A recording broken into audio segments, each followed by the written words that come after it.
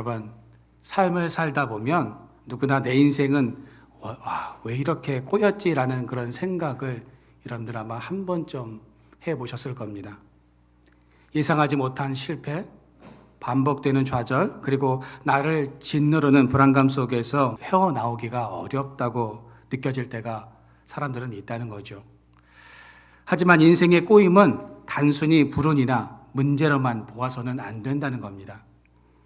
그것을 오히려 성장과 새로운 가능성을 발견할 기회로 우리는 여겨야 한다는 거죠. 한양대 교수이면서 뇌과학자인 장돈선 교수는 인생의 문제가 꼬였을 때 어려운 순간들을 극복하고 더 나은 방향으로 나아갈 수 있는 방법을 몇 가지로 소개를 하고 있습니다.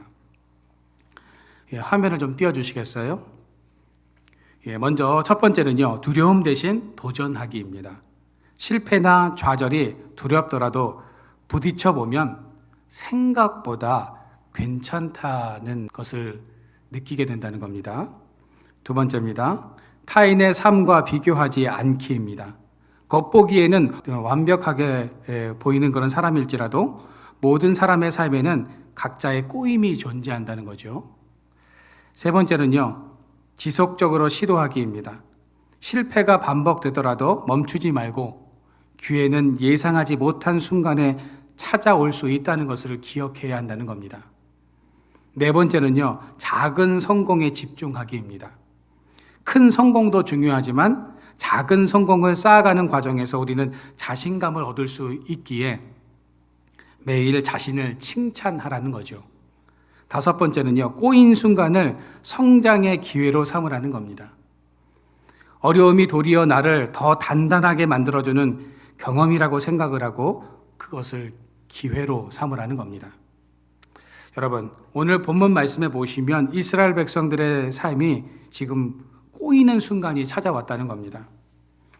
이스라엘 백성들은 가나안으로 가기 위해서 요단강을 건너야 했습니다. 그런데 요단강을 건너는 것이 결코 만만치 않았다는 거죠. 왜냐하면 그때가 1년 중 요단강 물수위가 가장 높은 때였기 때문입니다. 북쪽 레바논 산지에 적설이 높고 봄비가 내리기 시작하는 이 시기에 요단강은 쉽게 범람했습니다. 요단강은 보통 깊이가 0.9에서 3m 정도 되었고요. 넓이가 30m 정도로 비교적 아주 작은 강이었지만 강물이 크게 불어난 이 시기에 200만 명의 인원이 요단강을 건넌다는 것은 불가능했다라는 겁니다. 수위만 높은 것이 아니라 홍수가 난 것처럼 물살이 거세었기 때문에 사람이 건널 수가 없었다는 거죠. 여러분, 강물이 불어나고 물살이 거세게 굽이치는 것을 본 적이 있으십니까? 이 모습을 본 사람들은요, 물이 주는 그 공포감을 잊을 수가 없습니다. 특히 이런 홍수를 경험해보지 못한 사람들은 더 심한 공포감을 느끼게 된다는 겁니다. 가나안 땅을 목전에 두고 이스라엘 백성들은 지금 공포심을 느끼고 있습니다. 요단강이 이스라엘 백성들의 앞길을 가로막고 있다는 거죠. 모세 시대에 홍해가 이스라엘 백성들의 앞길을 막았다면 여호수아 시대에 이스라엘 백성들의 앞길을 가로막고 있는 것이 무엇입니까? 요단강이었다는 겁니다.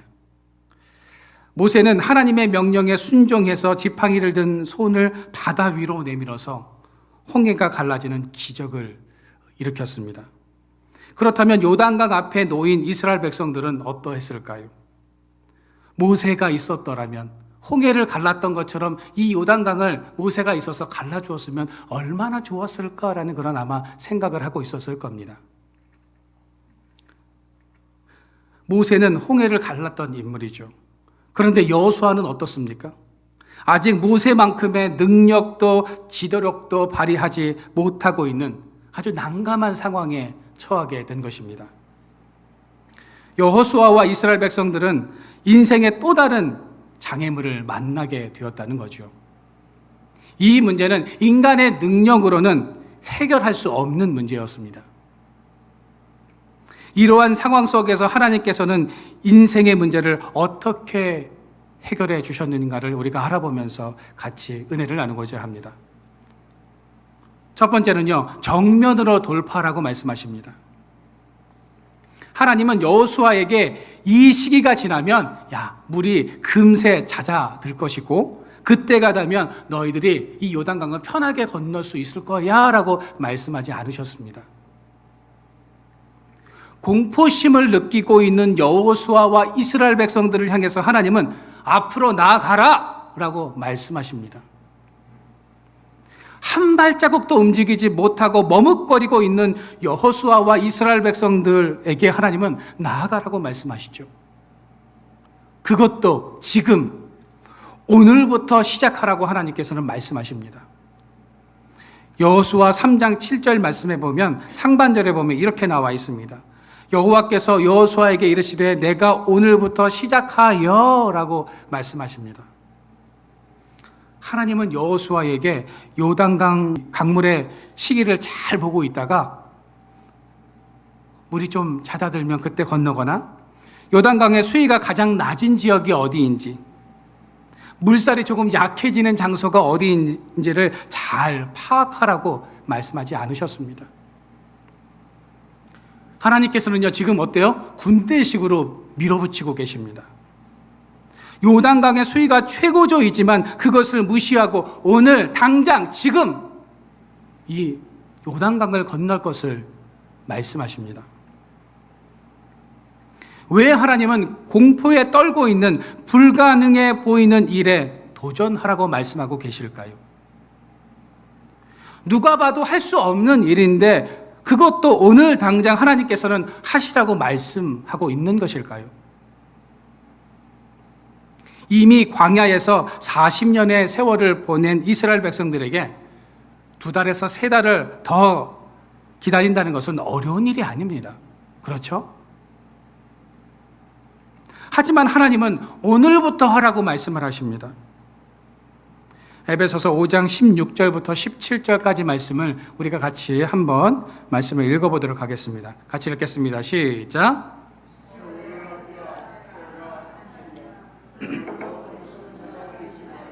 오직 주의 뜻이 무엇인가 이해하라.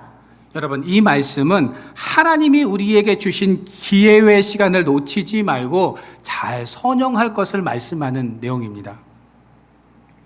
하나님께서 어느 때까지 우리를 기다려주시는 것이 아니죠. 하나님의 일에는 타이밍이 있다는 겁니다. 모든 일은 타이밍이 중요하듯이 하나님의 일에도 타이밍이 중요하다는 거죠. 만약 이스라엘 백성들이 요단강 수위가 낮아질 때를 기다렸다면 자칫 가나안 땅 입성의 모든 과정이 이스라엘 백성들의 공로로 돌아갈 수 있었습니다. 하나님은 그 사실을 누구보다도 더 잘 알고 계셨습니다. 그래서 인간이 도저히 건널 수 없는 이런 상황 속에서 그 길을 가게 하셨다는 거죠. 하나님께서 도우셨다, 하나님께서 우리와 함께 하셨다라는 이 고백이 이스라엘 백성들의 입술에서 흘러 나올 수밖에 없는 그 상황으로 하나님께서 몰고 가셨다는 거죠. 여러분, 이런 하나님이 치사하게 느껴지십니까? 하나님의 일하심이 못마땅하게 느껴지십니까? 그러면 왜 하나님은 이런 방법을 사용하셨을까요? 그것은 인간이 교만하기 때문입니다. 하나님의 역사가 아니고 하나님의 도우심이 없으면 인간은 자신이 잘나서 이 일을 해냈다라고 생각하기 때문입니다. 그래서 하나님은 우리가 아무것도 할 수 없는 상황으로 우리를 몰고 가신다는 거죠. 하나님의 살아계심과 하나님의 역사하심을 깨닫게 하기 위해서 불가능해 보이는 문제 앞에, 인생의 문제 앞에 우리를 서게 한다는 겁니다.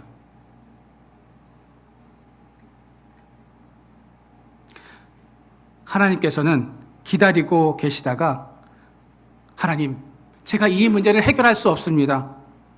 하나님, 도와주십시오. 라고 부르짖고 외치는 그 순간에 찾아오셔서 이 문제를 해결하여 주신다는 겁니다. 여호수아 3장 1절 말씀입니다.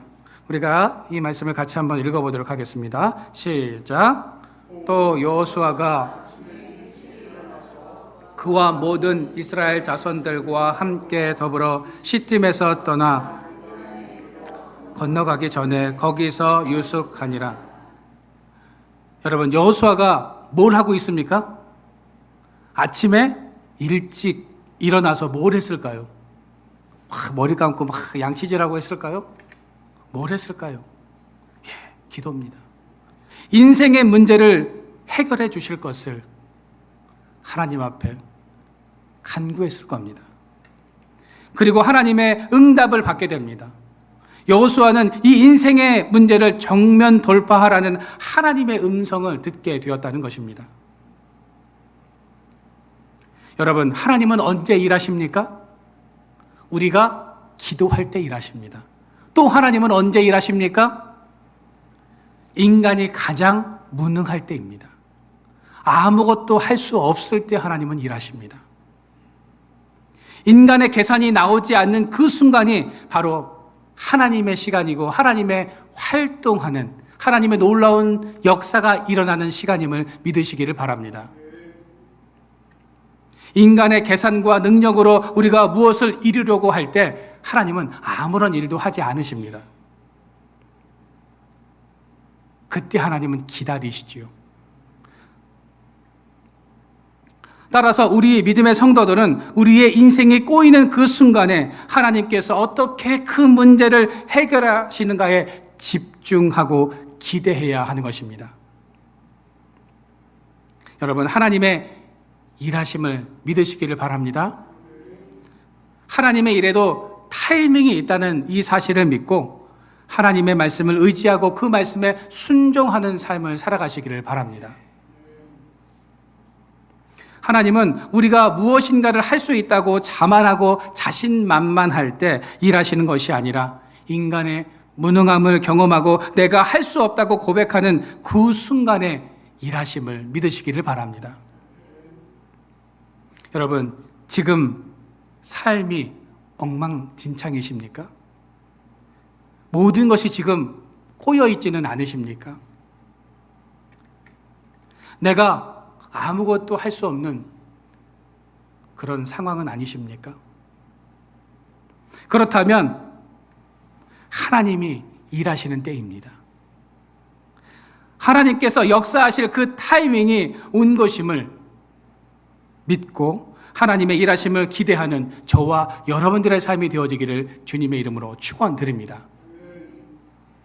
두 번째로, 순종하는 사람을 통해서 이 문제를 해결하십니다. 오늘 8절 말씀을 우리가 같이 한번 읽어보도록 하겠습니다. 같이 읽겠습니다. 너는 언약궤를 맨 제사장에게 명령하여 요단에 들어서라 하라. 여러분, 이 명령이 여러분들에게 떨어졌다고 생각해 보시기를 바랍니다.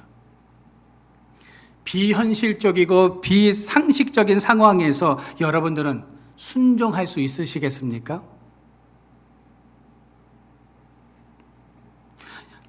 요단강은 물이 범람해서 흙탕물로 물이 넘쳐났고요. 물살이 빠르고 물의 깊이를 가늠할 수가 없습니다. 그런데 언약궤를 맨 제사장들이 먼저 요단강에 들어가게 됩니다. 이 상황을 지켜보고 있던 광야 2세대들은 야, 저러다가 제사장들을 잇는 거 아니야? 하는 그런 생각을 하고 있었을 겁니다. 하나님 너무하신 거 아니야? 상황을 기다렸다가 요단강을 건너야지 지금 무리하게 강을 건너는 거 아니야? 라는 이런 현실적인 생각을 아마 그들은 하고 있었을 겁니다. 그러면 하나님은 왜 언약궤를 맨 제사장들을 먼저 요단강에 들어가게 하셨을까요? 가나안 땅을 입성하기 전 하나님께서는 이스라엘 백성들에게 하나님의 살아계심과 하나님의 도우심을 분명히 보여줄 필요가 있으셨습니다. 왜냐하면 그 가나안 땅은 온갖 우상으로 넘쳐나는 곳이기 때문입니다. 하나님은 이스라엘 백성들에게 충격 요법을 통해서 하나님의 일하심과 능력을 각인시키려고 한 것입니다.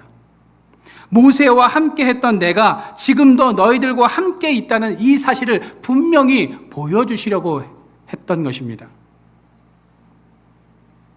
여러분, 이때 하나님께서는 이스라엘 백성들에게 무엇을 요구하십니까? 9절 말씀에 우리가 같이 한번 읽어보도록 하겠습니다. 같이 읽겠습니다. 여호수아가 이스라엘 자손에게 이르되 이리 와서 너희의 하나님 여호와의 말씀을 들으라 하고, 하나님은 이스라엘 백성들에게 무엇을 지금 요구하고 계시냐면 순종을 요구하고 계십니다. 순종도 그냥 순종이 아니라 즉각적인 순종을 원하고 계시다라는 겁니다. 하나님은 내일 순종하라고 말씀하지 않으셨습니다. 즉각적으로 순종할 것을 말씀하십니다. 하나님은 오늘 주어진 상황 속에서 말씀대로 순종하는 사람들에게 역사를 보여주십니다. 작은 일에 순종하는 사람에게 더 큰 일을 맡기시는 것입니다. 여러분, 왜 하나님은 이스라엘 백성들 중에서 여호수아를 모세의 후계자로 선택하셨을까요? 그것은 여호수아가 순종의 사람이었고 하나님을 신뢰하는 사람이었기 때문입니다. 그는 가나안 땅을 정탐하고 돌아와서 가나안 땅에 있는 사람들은 우리 먹이라는 이런 믿음의 고백을 합니다. 하나님의 약속이 비현실적이고 비상식적으로 보여도 여호수아는 믿음을 가지고 가나안 땅을 정탐하였기에 돌아와서 믿음의 보고를 할 수 있었던 것입니다.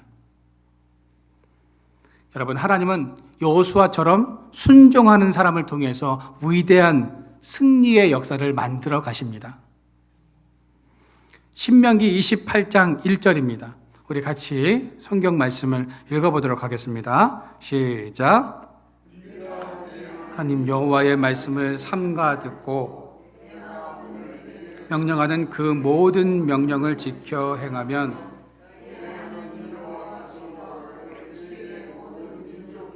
뛰어나게 하실 것이라.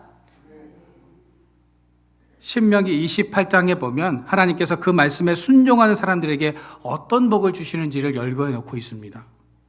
신명기 28장 1절부터 13절에는 사람이 받을 수 있는 모든 복을 언급하고 있죠.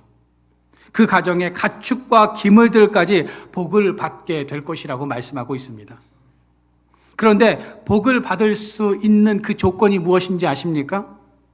바로 순종입니다. 여러분, 우리가 이 땅에서 잘되고 복을 받으려면 하나님께 순종해야 하는 것입니다.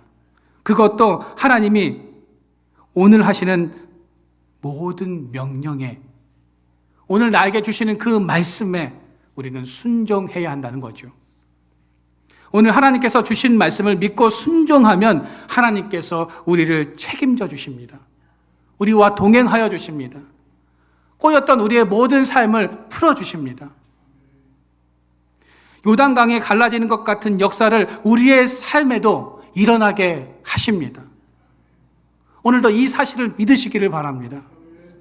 바라기는 비현실적이고 비상식적인 상황 속에서도 하나님께서 역사하시고 놀라운 일을 이루실 것을 믿고 하나님의 말씀에 순종하는 삶을 살아가는 저와 여러분들의 삶이 되어지기를 주님의 이름으로 축원드립니다. 마지막 세 번째로요, 언약궤를 보게 하셨습니다. 오늘 4절 말씀을 우리가 같이 한번 읽어볼까요?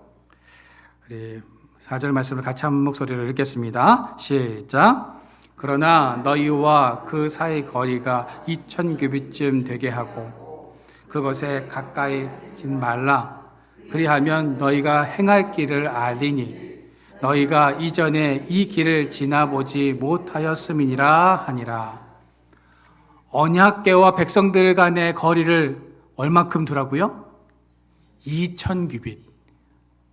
예, 한 규빗이 어느 정도냐면요, 이 손끝에서 이 팔꿈치까지가 한 규빗입니다.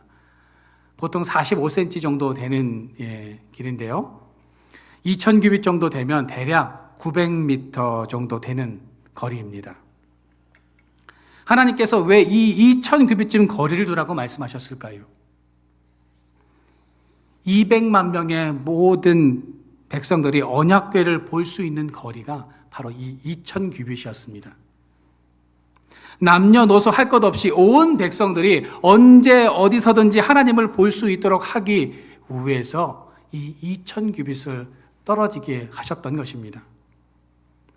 당시 이스라엘 백성들은요, 하나님의 언약궤를 볼 수가 없었습니다. 하나님의 언약궤는요, 아주 철저하게 감춰져 있었고 아무나 언약궤를 볼 수도 없었고 가까이 할 수도 없었습니다. 그런데 요단강을 건너는 이 시점에서 하나님은 왜 이 언약궤를 사람들이 다 볼 수 있도록 하셨을까요? 너희들이 하나님을 바라보면 너희들의 인생을 책임져 주시겠다는 의미입니다. 또한 내가 너희들의 인생길이 되어주고 길잡이가 되어주시겠다고 말씀해 주시는 것입니다. 여러분, 바다에서 뱃사람들은요, 길을 잃을 때 어떻게 하는 줄 아십니까? 나침반을 봅니다. 바늘이 가리키는 한 방향으로 나아가야 같은 지역을 맴돌지 않을 수 있기 때문입니다. 보통 길을 잃는 사람들은요, 같은 곳을 계속 돌고 헤매다가 죽음을 맞이하죠. 그래서 산이나 바다에 나아갈 때는요, 나침반이 있어야 된다는 거죠. 이 나침반이 나아갈 방향을 제시해 주기 때문입니다. 나침반이 없는 경우에는 무엇을 봐야 합니까? 북극성이라는 별을 보아야 합니다. 북극성을 보면 지금 내가 어느 방향으로 가고 있는지를 분명히 알게 되기 때문입니다. 여러분, 우리가 바다에서 길을 잃어버리면 나침반과 별자리를 보고 길을 찾을 수 있지만 인생의 바다에서 문제가 생기면 어떻게 해야 하는 것일까요? 특히 해결 방법이 보이지 않을 때 우리는 무엇을 보아야 하는 것일까요? 지금 이스라엘 백성들도 인생의 문제로 인해서 해결책이 보이지 않고 두려움에 빠졌고 염려하고 있었습니다. 그때 하나님께서 여호수아를 통해서 무엇을 보게 하십니까? 언약궤를 보게 하셨다는 거죠. 그 언약궤를 바라본다는 것은 내 힘으로는 도저히 삶의 문제를 풀 수 없을 때 하나님을 바라보라는 겁니다. 여러분, 우리가 십자가를 바라보아야 하는 이유가 무엇일까요? 주님께서 우리의 죄의 문제, 인생의 문제를 대신 짊어지셨기에 그 예수님을 바라보아야 우리가 다시 일어날 수 있는 힘이 생기기 때문입니다. 여러분, 우리가 난제 앞에서 붙들어야 할 것은 하나님을 바라보고 주님의 십자가를 바라보아야 하는 것입니다. 제 힘으로는 할 수 없습니다. 말씀대로 순종하겠습니다. 하나님은 실수하지 않으시는 분이십니다. 오늘 찬양의 가사 내용처럼 날 부르신 뜻, 내 생각보다 크고 날 향한 계획, 나의 지혜로 측량 못하나 가장 좋은 길로, 가장 완전한 길로 오늘도 날 이끄심을 믿네. 하나님은 나의 인생길 중에서 가장 좋은 길, 가장 완전한 길이 어떤 길임을 잘 알고 계십니다. 우리는 한 치 앞도 알지 못하죠. 우리의 인생길에서 1초 앞을 우리가 알 수 있습니까? 모르잖아요. 그런데 하나님을 알고 계십니다. 그래서 우리는 하나님을 바라보아야 하는 것입니다.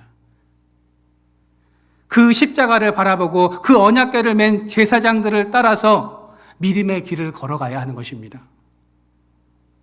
여러분, 우리가 십자가와 언약궤를 바라볼 때 요단강이 갈라지는 기적과 같은 역사가 일어나는 것입니다.